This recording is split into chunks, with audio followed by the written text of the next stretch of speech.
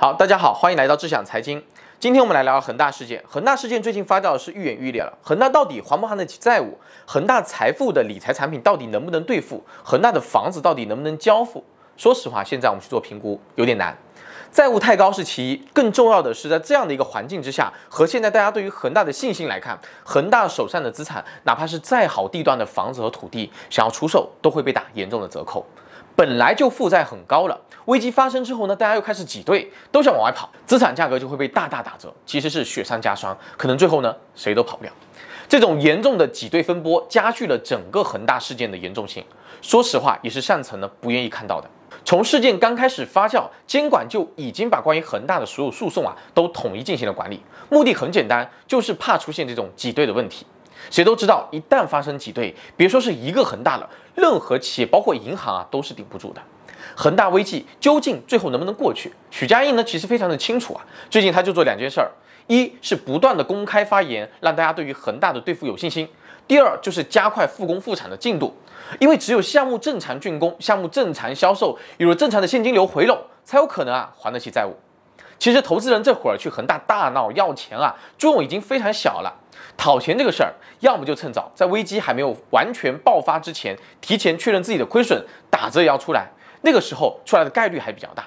当到了这个时候所有人都上门讨债，这个时候恒大是最困难的时候，账上没有钱，你能拿它怎么办？打折都出不来那么作为投资人或作为债权人，在这样的一个情况之下，我们最理性的做法又是什么呢？在过去的从业过程当中呢，我见到过大大小小的风险事件是不少的。把钱借给了恒大，他不还，找他要钱那是必须的。但是你要知道还你的钱要从哪里回？要从项目上回的。这么一闹项目没法卖，没有钱回笼，还你的钱怎么出得来？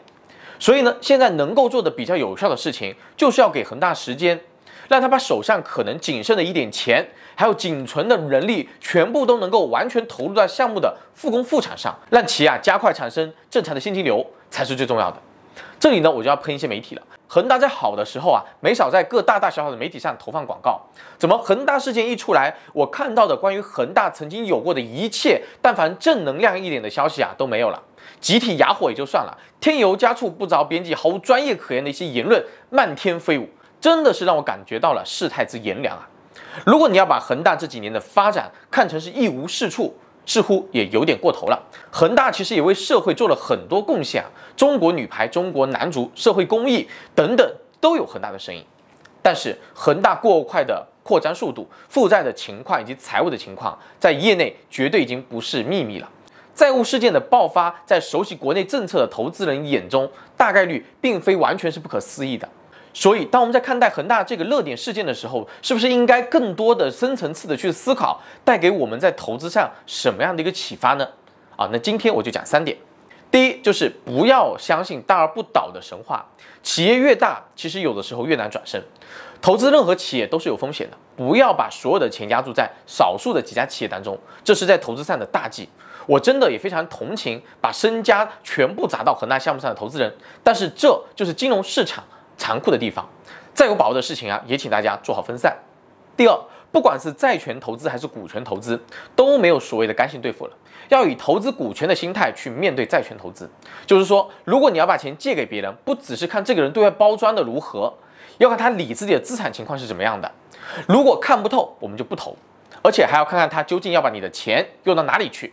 做的这个行业能够产生比较好的现金流吗？是符合国家倡导的大趋势吗？前景如何？这些都要评估。第三，如果一家企业发展到要不断用高利息向员工来借钱的话，那么对于这样企业的财务情况，最好还是要提高12分的警惕。最后，我还是希望这么困难的恒大真的能够把项目建完，把难关渡过去，能够把投资人辛辛苦苦赚的钱给还了。也希望大家能够给到恒大一点时间。过于极端的行为只会让事情往更坏的方向发展，无异于还款。最后受伤的还是投资人自己。